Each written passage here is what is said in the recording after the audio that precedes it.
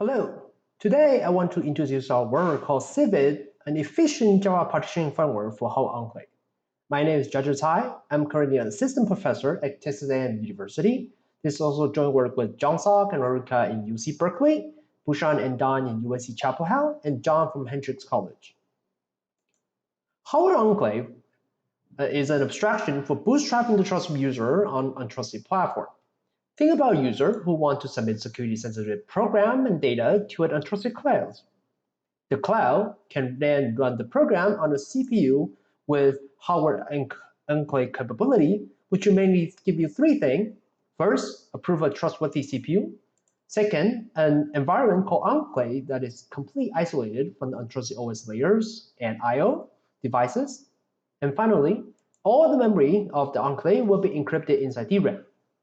These three features combined together become a great foundation for trusted execution inside the cloud. Therefore, many existing solutions has been developed so far, including Intel SGX, AMD Civet, Trustzone, and RISC-V Sanctum and Keystone. However, combining cloud platform and Enclave actually has a problem where the application typically has a large trusted computing base.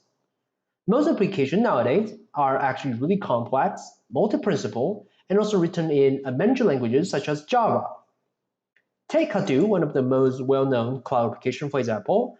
In Hadoop, users submit the mapper and reducer to the Hadoop frameworks, which contains a number of components, including the scheduler, the Hadoop distributed file system, a number of workers, and also mapper and reducer submitted by other users.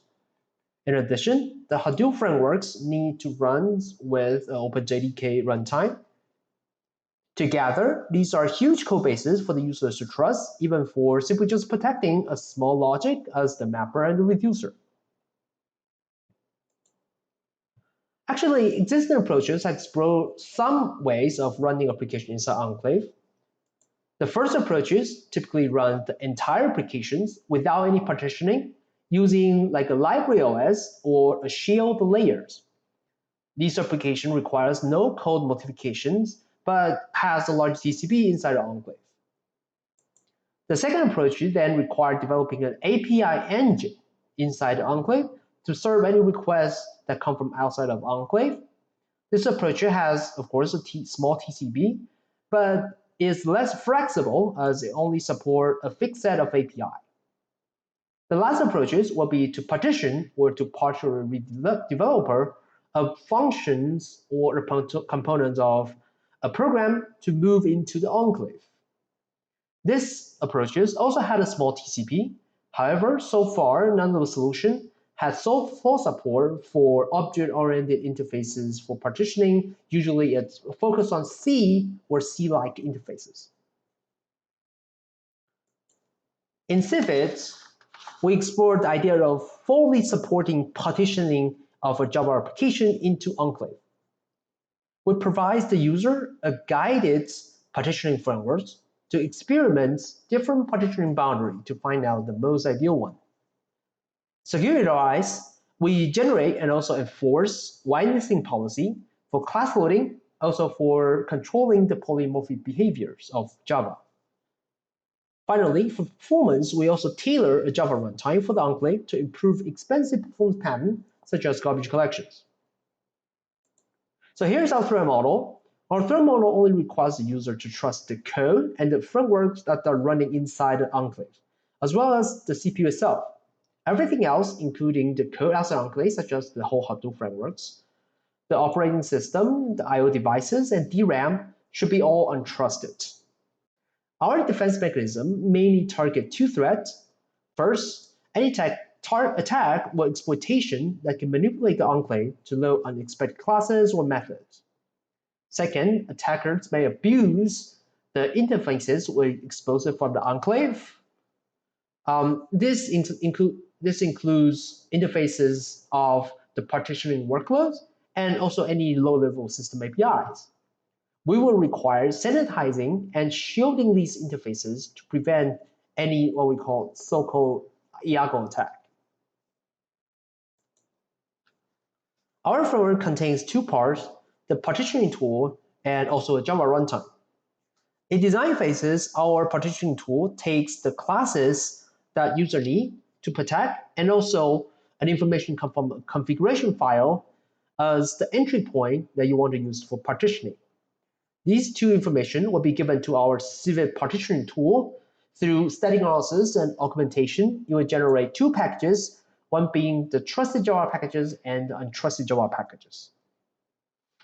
During the execution phases, both packages will be shipped to the platforms with Howard Enclave capabilities. The untrusted Java packages below will be used for the original applications as a proxy to interact with the code running inside Enclave. The actual classes partitioned inside Enclave will be loaded from these trusted packages and will be verified by the CPU.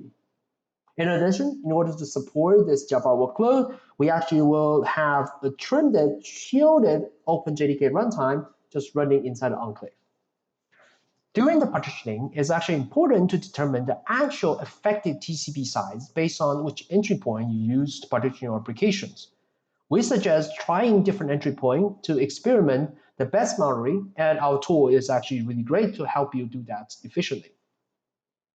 For any unnecessary classes and methods inside your partition, our framework will prevent them from being loaded at the first place at all to avoid any vulnerability that causes them to be loaded. For this, we introduce static analysis techniques, or we call code reachability analysis. This analysis will help us identify the actual classes and methods that are reachable from the entry point. Using this analysis, we can actually shred all the classes and methods that are unnecessary from the Enclave. Also, for the security of Enclave interfaces, we envision a new security threat in regard to the polymorphism. Because Java classes could actually be polymorphic, and interfaces that are used for partitioning may accept different subtype as an inputs. Based on the subtype given by the attacker, for example, it could be a benign subtype or malicious subtype, the attacker actually could get to control the behavior of your Enclave. This is actually kind of a semantic attack that's really difficult to detect. And as a solution, we introduce a deep input type checks to the interfaces to prevent attacker from assigning different arbitrary subtype to any level of inputs. Finally, we discover that garbage collection in Enclave are actually significantly slower, mainly because the expensive cache misses and page fall in the encrypted memory. Here we need to start talking about the design of Java runtime. A Java runtime typically follows what we call a mark and sweep design. It walks the reference graph to discover that object to reclaim. Another thing that Java runtime does is to split the heap into two parts, which one is the young generation that is more frequently garbage collected, and there's the old generation that is more rarely garbage collected. In these cases, because mark and sweep actually cause a random access pattern in the encrypted memory, inside Enclave, both generations suffer significant overhead, up to 12 times in old generations because of the paging overhead.